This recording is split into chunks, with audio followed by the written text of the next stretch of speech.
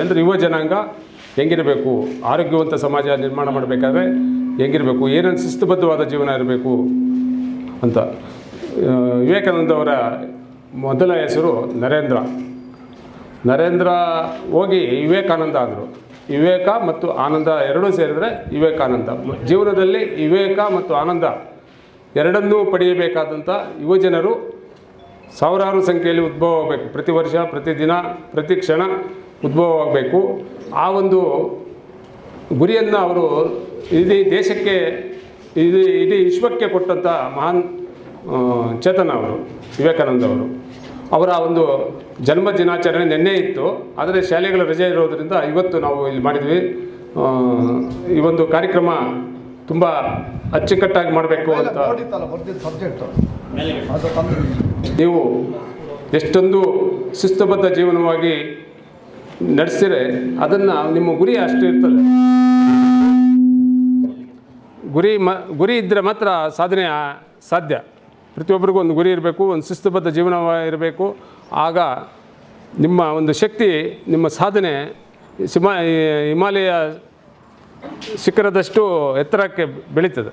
ಆ ಒಂದು ನಿಟ್ಟಿನಲ್ಲಿ ಯುವಜನರಲ್ಲಿ ಒಂದು ಜಾಗೃತಿ ಮೂಡಿಸ್ಬೇಕಂತ ಹೇಳ್ಬಿಟ್ಟು ವಿಜಯವಾಣಿ ಪತ್ರಿಕೆ ಒಂದು ವಿಶಿಷ್ಟವಾದಂಥ ಕಾರ್ಯಕ್ರಮವನ್ನು ಒಂದು ವಿದ್ಯಾರ್ಥಿಗಳಿಗಾಗಿ, ಯುವಜನರಿಗಾಗಿ ಒಂದು ಇದು ಮಾಡಿದ್ದೀವಿ.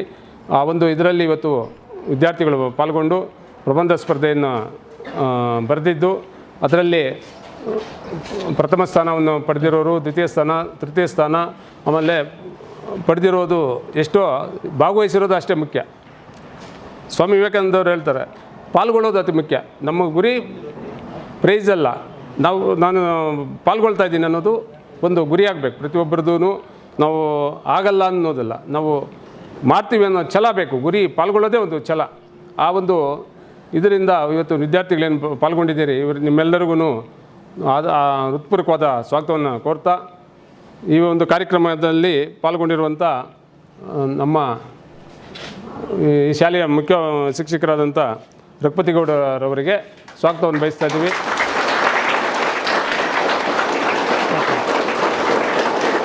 ಅದೇ ರೀತಿ ಶಾರದಾ ವಿದ್ಯಾಸಂಸ್ಥೆಯ ನಿವೃತ್ತ ಮುಖ್ಯ ಶಿಕ್ಷಕರು ಚಂದ್ರಾಯಪ್ಪ ಸರ್ ಬಂದಿದ್ದಾರೆ, ಅವರಿಗೆ ಸ್ವಾಗತವನ್ನು ಬಯಸ್ತಾ ಇದ್ದೀವಿ.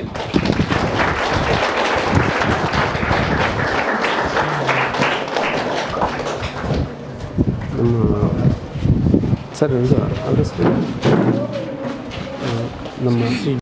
ಈಗ ನಾವು ಮೊದಲು ಒಂದು ಸರ್ಕಾರಿ ಪ್ರೌಢಶಾಲೆಯಲ್ಲಿ, ಸರ್ಕಾರಿ ಕಾಲೇಜಿನಲ್ಲಿ ಒಂದು ಪದಬಂಧ ಕಾರ್ಯಕ್ರಮ ಹಮ್ಮಿಕೊಂಡಿದ್ದೀವಿ. ಅದನಂತರ ನರಸಾಪುರ ಶಾಲೆಯಲ್ಲಿ ಒಂದು ಪರಿಸರದ ಬಗ್ಗೆ ಒಂದು ಪ್ರಬಂಧ ಸ್ಪರ್ಧೆಯನ್ನು ಏರ್ಪಡಿಸಿದ್ದೀವಿ. ಹಲವಾರು ಕಾರ್ಯಕ್ರಮವನ್ನು ನಾವು ವಿಜಯವಾಣಿ ಪತ್ರಿಕೆಯಿಂದ ಹಮ್ಮಿಕೊಳ್ತಾ ಇದ್ದೀವಿ. ಇತ್ತೀಚೆಗೆ ತಾನೇ ಒಂದು ಆರೋಗ್ಯಲ್ಲಿನ ಒಂದು ಪ್ರಶಸ್ತಿಯನ್ನು ಸಹ ನಾವು ಹಮ್ಮಿಕೊಂಡಿದ್ದೀವಿ. ಅದನ್ನು ಈಗಾಗಲೇ ನೀವು ಅನೇಕರು ವಿಜಯವಾಣಿ ಪತ್ರಿಕೆ ಓದುಗಳು ನೋಡಿರ್ಬೋದು. ಸುಮಾರು 2 ತಿಂಗಳ ಕಾಲ ನಮ್ಮದೇ ಒಂದು ಅಂಕಣ ಬಂತು. ಅಂಕಣದಲ್ಲಿ ಏನು ಅಂದರೆ, ನಾವು ಕಾರ್ ಗೆಲ್ಲಿ ಅಂತಂದು ಒಂದು ಮೆಗಾ ಕೂಪನ್ ಅಂತ ಕೊಡ್ತಾ ಇದ್ದೀವಿ. ಆ ಮೆಗಾ ಕೂಪನನ್ನು ಕಟ್ ಮಾಡಿಬಿಟ್ಟು ನಾವು ಪತ್ರಿಕೆ ಅಂಟಿಸಬೇಕಾಗಿತ್ತು. ಅಂಟಿಸಿದ ಸಲುವಾಗಿ ನಮ್ಮ ಕೋಲಾರ ಜಿಲ್ಲೆಗೆ ಒಂದು 38 ಪ್ರಶಸ್ತಿಯನ್ನು ಲಭಿಸಿದ್ದಾರೆ. ನಮ್ಮ ಕೋಲಾರ ಜಿಲ್ಲೆಗೆ ಯಾರಿಗೋ ಕೆಲವು ಕೇಳ್ತಾ ಇದ್ದಾರೆ, ನಮ್ಮಲ್ಲಿ ಏನಪ್ಪ ವಿಜಯವಾಣಿ ಪತ್ರಿಕೆಯಲ್ಲಿ ಎಲ್ಲೋ ಕಾರ್ಯಕ್ರಮ ಮಾಡ್ತಾರೆ, ಎಲ್ಲೋ ಬೆಂಗಳೂರು ಪ್ರಶಸ್ತಿ ಪತ್ರಗಳು ಕೊಡ್ತಾರೆ, ಹಾಗೆ ಈಗ ಅಂತ ಹೇಳ್ತಾರೆ. ಇಲ್ಲ, ನಮ್ಮಲ್ಲಿ ಎಲ್ಲ ತಾಲೂಕು ಎಲ್ಲ ಜಿಲ್ಲಾ ಕೇಂದ್ರ ಕರೆಸಿ ಅವ್ರು ಪ್ರಶಸ್ತಿ ಪತ್ರಗಳನ್ನು ಕೊಟ್ಟಿದ್ದೀವಿ. ಹೀಗಾಗಿ ಮತ್ತೆ ಇನ್ನೂ ಹಲವಾರು ಕಾರ್ಯಕ್ರಮಗಳು ನಾವು ಹಮ್ಮಿಕೊಂಡಿದ್ದೀವಿ. ವಿದ್ಯಾರ್ಥಿಗಳಿಗಾಗಿ ಇರ್ಬೋದು, ಪೋಷಕರಿಗೆ, ಇಲ್ಲ ಬೇರೆ ಓದುಗರಿಗೆ, ಇವೆಲ್ಲ ಕಾರ್ಯಕ್ರಮಗಳು ನಾವು ವಿಜಯವಾಣಿ ಪತ್ರಿಕೆಯಿಂದ ಹಮ್ಮಿಕೊಳ್ಳುವಂಥ ಕಾರ್ಯಕ್ರಮಗಳನ್ನು ನಾವು ನಿರಂತರವಾಗಿ ಶಾಲಾ ಕಾಲೇಜುಗಳಲ್ಲೂ ಬೇರೆ ಕಡೆ ಇದರಲ್ಲಿ ಕಾರ್ಯಕ್ರಮಗಳನ್ನು ಹಮ್ಮಿಕೊಳ್ಳುವಂಥ ಕೆಲಸ ಮಾಡಿದ್ದೀವಿ. ನಾರಿಗಾಗಿ ಶಾಲೆ ಅಂತ ಒಂದು ಕಾರ್ಯಕ್ರಮ ನಾವು ಮಾಡಿದ್ದೀವಿ. ಅದರಲ್ಲಿ ಸುಮಾರು ಜನಕ್ಕೆ ಪ್ರಶಸ್ತಿಗಳು ನಮ್ಮ ಕೋಲಾರ ಜಿಲ್ಲೆಯಲ್ಲಿ ತಾಲೂಕುಗಳಲ್ಲೂ ನಾವು ಕೊಟ್ಟಿದ್ದೀವಿ. ಆ ಕಾರ್ಯಕ್ರಮ ನಾವು ಕೊಟ್ಟಿದ್ದೀವಿ. ಅನಂತರ ಮತ್ತೆ ಈ ಇದರಲ್ಲಿ ನಾವು ಒಂದು ನೋಡಿರ್ಬೋದು, ನಾವು ವಿಜಯವಾಣಿ ಪತ್ರಿಕೆಯಲ್ಲಿ ಅನೇಕ ಬಾರಿ 7 ದಿವಸಗಳ ಕಾಲ ಕೊಟ್ಟಿದ್ದೀವಿ. ಅದರಲ್ಲಿ ದಿನಕ್ಕೆ ಒಂದೊಂದು ಸೀರೆ ಯಾವ ಥರ ನಾವು ಬಣ್ಣ ಕೊಟ್ಟಿದ್ದೀವಿ ಆ ಥರ ಬಣ್ಣದ ಸೀರೆಗಳನ್ನು ಹಾಕ್ಕೊಂಡು ಅವರು ಅದರ ಉಡುಪುಗಳು ಕೊಟ್ಟಿದ್ದು ನಾವು ಫೋಟೋ ಕಳಿಸ್ತಾ ಇದ್ದೀವಿ. ಆಮೇಲೆ ನಾವು ದಸರಾ ಒಂದು ಕಾರ್ಯಕ್ರಮದಲ್ಲಿ ಹುಡುಗಿ ನಗಿತಾ ಇದ್ದಾಳೆ, ಒಬ್ಬರು ನೋಡಿರ್ಬೋದು ಅಂತ ಕಾಣುತ್ತೀವಿ ಹುಡುಗಿ. ಆ ದಸರಾದಲ್ಲಿ ಅವ್ರ ಉಡುಪುಗಳು ಒಂದೊಂದು ದಿವಸಕ್ಕೆ ಒಂದೊಂದು ಥರ ಉಡುಪುಗಳನ್ನು ನಾವು ಕೊಡ್ತಾ ಇದ್ದೀವಿ. ಆ ಸೀರೆಗಳು ಇಡೀ ರಾಜ್ಯಾದ್ಯಂತ ನಡೆದರೆ ತುಂಬ ಒಳ್ಳೆಯದು. ಮುಂದಿನ ದಿನಗಳಲ್ಲಿ ನಾವು ಇಂಥ ಕಾರ್ಯಕ್ರಮಗಳನ್ನು ತುಂಬ ನಿರೀಕ್ಷಣೆ ಮಾಡ್ತಾ ಇರ್ತೀವಿ. ಯಾಕಂತ ಹೇಳಿದ್ರೆ ಇದೊಂದು ಆದರ್ಶ ಕಾರ್ಯಕ್ರಮ. ಅಪ್ಪಾಜಿಗೌಡರು ಮತ್ತು ಅವರ ತಂಡ ಈ ಒಂದು ಕಾರ್ಯಕ್ರಮನ ಆಯೋಜನೆ ಮಾಡಿರ್ತಕ್ಕಂಥದ್ದನ್ನ ಸ್ಮರಿಸ್ತಾ, ಈ ಕಾರ್ಯಕ್ರಮಕ್ಕೆ ಮುಖ್ಯವಾಗಿ ಗಣ್ಯ ವ್ಯಕ್ತಿಗಳಲ್ಲಿ ಉಪಸ್ಥಿತರಿರುವ ಶ್ರೀಮತಿ ಗೀತಾ ಮೇಡಮ್ ತಹಸೀಲ್ದಾರ್ ಅವರು ಮತ್ತು ಸಮಸ್ತ ವೇದಿಕೆಯಲ್ಲಿರ್ತಕ್ಕಂಥ ಎಲ್ಲರಿಗೂ ಕೂಡ ಈ ಸುಸಂದರ್ಭದಲ್ಲಿ ನಾನು ಗೌರವಿಸ್ತಾ, ಸ್ವಾಮಿ ವಿವೇಕಾನಂದರವರ ವಿಚಾರಗಳು ಸಾಗರದಷ್ಟಿದ್ದಾವೆ. ಆದರೆ ಅದರಲ್ಲಿ ನಾವು ಎಲ್ಲೋ ಒಂದು ಕಡೆ ಸಣ್ಣದಾಗಿ ಒಂದು ಲೋಡ್ ಮರಳು ಅಂದ್ರೆ ಒಂದು ಹೊಡೆದ್ರೆ ಅದರಲ್ಲಿ ಒಂದು ಕಣಷ್ಟು ತಿಳ್ಕೊಳ್ಳೋಕ್ಕೆ ಪ್ರಯತ್ನ ಮಾಡ್ತಾ ಇದ್ವಿ ಅಷ್ಟೇ, ಜಾಸ್ತಿ ತಿಳ್ಕೊಳ್ಳೋಕೆ ಆಗ್ತಾ ಇಲ್ಲ. ಯಾಕಂತ ಹೇಳಿದ್ರೆ ಸಾಗರಕ್ಕೆ ಹೋಲಿಸಿದ್ದೀವಿ ಸ್ವಾಮಿ ವಿವೇಕಾನಂದರವರ ವಿಚಾರಗಳನ್ನು. ವೇದಾಂತ, ತತ್ವಜ್ಞಾನಿ, ಒಳ್ಳೆ ಇಡೀ ವಿಶ್ವವೇ ಒಪ್ಪುವಂಥ ವ್ಯಕ್ತಿ. ಅವರ ಒಂದು ಬಾಲ್ಯ ಜೀವನದ ಒಂದು ಸಣ್ಣ ನೆನಪನ್ನು ನಿಮಗೆ ಈ ಸಂದರ್ಭದಲ್ಲಿ ಹೇಳಕ್ಕೆ ಇಷ್ಟಪಡ್ತೀನಿ.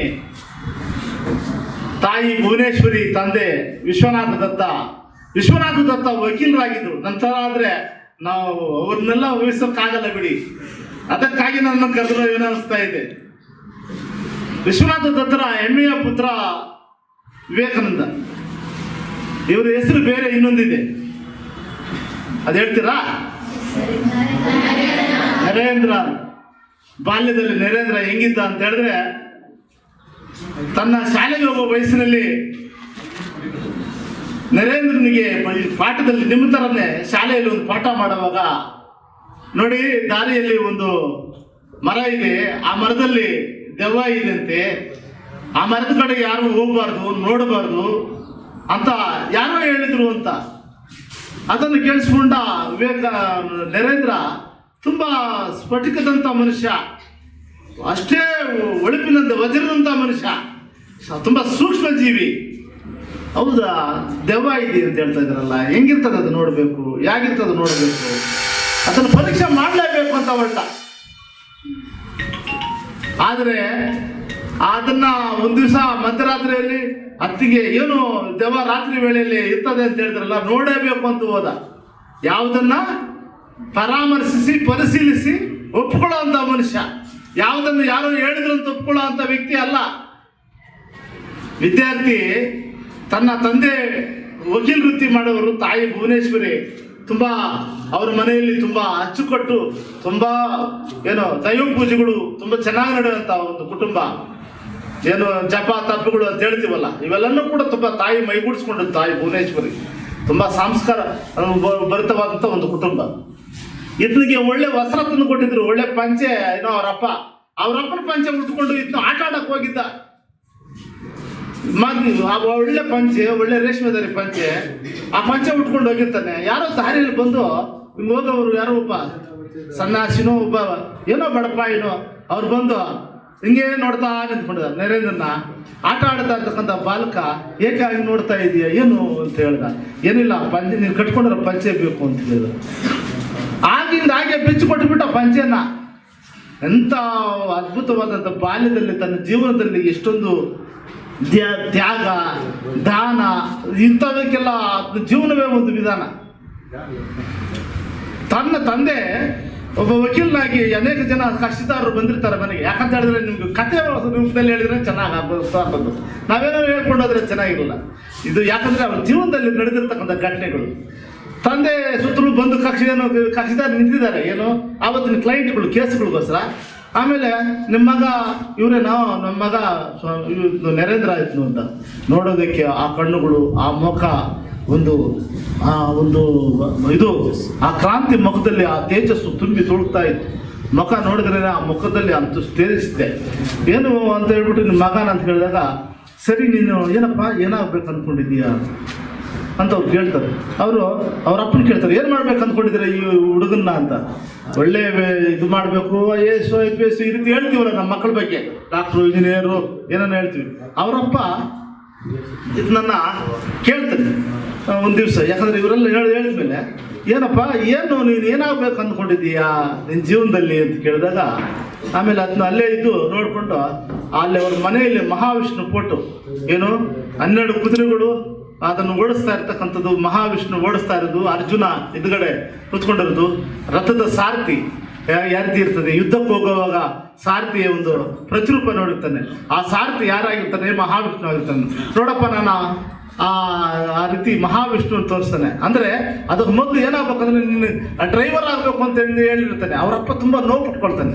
ಏನಯ್ಯ ಇಷ್ಟೆಲ್ಲ ಆಸೆ ಇಟ್ಕೊಂಡಿದ್ದೆ, ನೀನೊಬ್ಬ ಡ್ರೈವರ್ ಆಗಿದ್ದೀನಿ ಅಂತ ಹೇಳಿದ್ರೆ ಡ್ರೈವರ್ ಆಗಬೇಕಂತ ಆಸೆ ಪಟ್ರೆ ಹೆಂಗಯ್ಯ, ನಾನು ತುಂಬ ನೋವಾಗೋಯ್ತು ಅಂದಾಗ ಅವ್ರ ಅಪ್ಪನ ಕರ್ಕೊಂಡ್ಬಂದು ಮನೆಯಲ್ಲಿರೋ ಫೋಟೋ ತೋರಿಸ್ತಾನೆ. ಮಹಾವಿಷ್ಣು ರಥಸಾರಥಿ ಆಗಿರ್ತಾನೆ. ಇದು ನೋಡಕ್ ಬಂದ ಅವಾಗ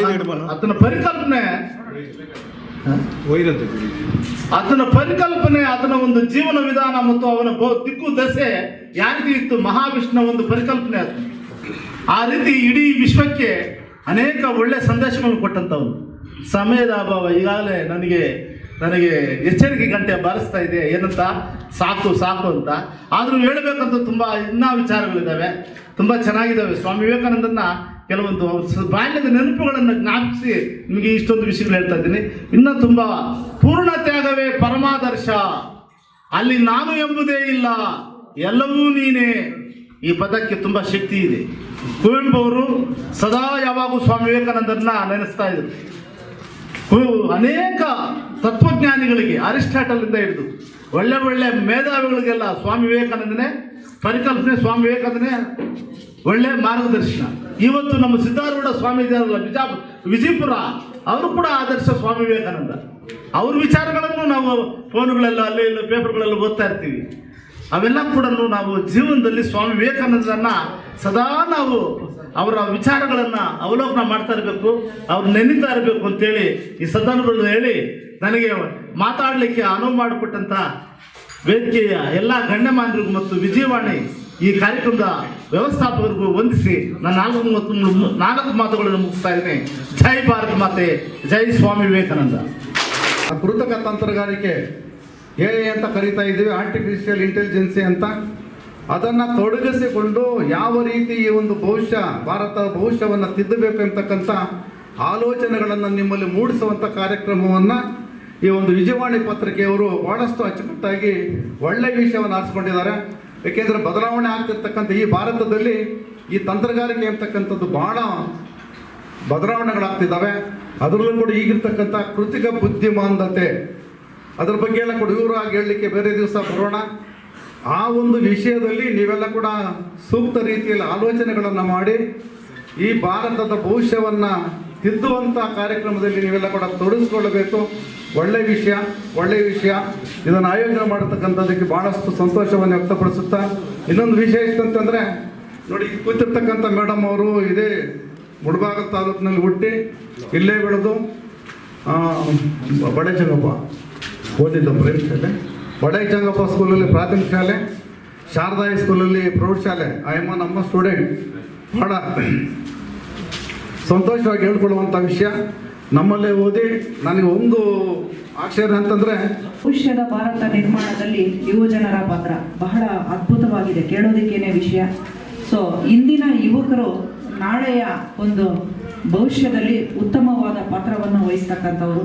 ಯಾವುದೇ ಕ್ಷೇತ್ರ ಆಗಿರ್ಬೋದು, ಅದು ಸಾಮಾಜಿಕ ಕ್ಷೇತ್ರ, ತಂತ್ರಜ್ಞಾನ, ರಾಜಕೀಯ, ಶೈಕ್ಷಣಿಕ, ಈ ಜಯಂತಿಯ ಅಂಗವಾಗಿ ಇವರು ಮಾಡಿರ್ತಕ್ಕಂಥ ಕಾರ್ಯಕ್ರಮದಲ್ಲಿ ಪ್ರಬಂಧ ಸ್ಪರ್ಧೆಯಲ್ಲಿ ನಮ್ಮ ಶಿಕ್ಷಕರು ಹೇಳ್ದಂಗೆ ನೀವು ಪ್ರೈಸ್ ತಗೊಳ್ಳೋದು ಮುಖ್ಯ ಅಲ್ಲ, ಅವರ ಒಂದು ವಿಚಾರಧಾರೆಗಳನ್ನು ಈ ಪ್ರಬಂಧ ಬರೆಯೋದಕ್ಕೆ ತಾವೆಲ್ಲರೂ ಕೂಡ ಶ್ರದ್ಧೆ ವಹಿಸಿ ಸುಮಾರು ಒಂದು 8 ದಿನಗಳ ಕಾಲ ನೀವು ಸತತವಾಗಿ ಅದನ್ನು ಅಭ್ಯಾಸ ಮಾಡಿರ್ತೀರ, ಹೌದಲ್ವಾ?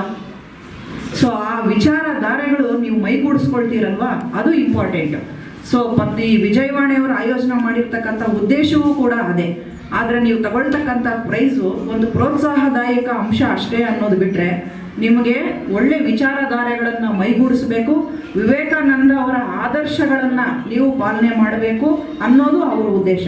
ಸೊ ಒಂದು ಒಳ್ಳೆ ಅದ್ಭುತವಾದ ಕಾರ್ಯಕ್ರಮವನ್ನು ಆಯೋಜನೆ ಮಾಡಿದ್ದಾರೆ.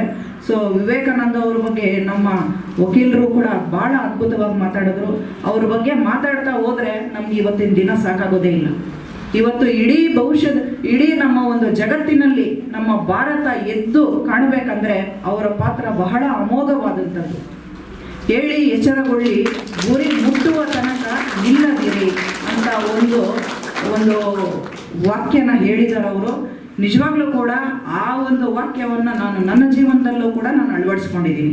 ನಾನು ವಿದ್ಯಾರ್ಥಿ ಜೀವನದಲ್ಲಿ ಇದ್ದಾಗಿಂದ ಕೂಡ ನಾನು ಅದನ್ನು ಬರೆದು ಓದೋವಾಗೆಲ್ಲನೂ ನನ್ನ ರೂಮಲ್ಲಿ ಹಾಕ್ಕೊಂಡಿರ್ತಾ ಇದ್ದೆ. ನಾನು ಆ ಒಂದು ಅದು ನನಗೆ ತುಂಬ ಇಷ್ಟವಾಗಿರ್ತಕ್ಕಂಥ ವಾಕ್ಯ ಕೂಡ ಹೌದು.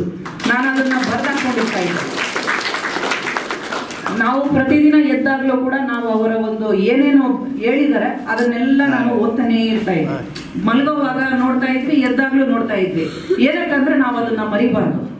ಪ್ರತಿದಿನ ನಾವು ಜಾಗೃತರಾಗಿರ್ಬೇಕು, ನಾವು ಪ್ರತಿದಿನ ಕ್ರಿಯಾಶೀಲವಾಗಿರ್ಬೇಕು.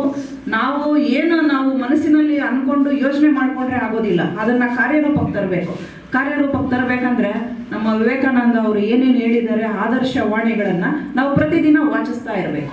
ಸೊ ಅವಾಗಲೇ ನಾವು ಕ್ರಿಯಾಶೀಲರಾಗಿರೋದಕ್ಕೆ ಸಾಧ್ಯ. ಇವ್ರು ಹೇಳಿದ್ದಾರೆ ಅಂತ ನಾವು ಬುಕ್ಕಲ್ಲಿ ಬರೆದು ಅದನ್ನು ನಿದ್ದೆ ಮಾಡಕ್ಕೆ ಬಿಟ್ರೆ ನಾವು ನಿದ್ದೆ ಮಾಡಿಬಿಡ್ತೀವಿ.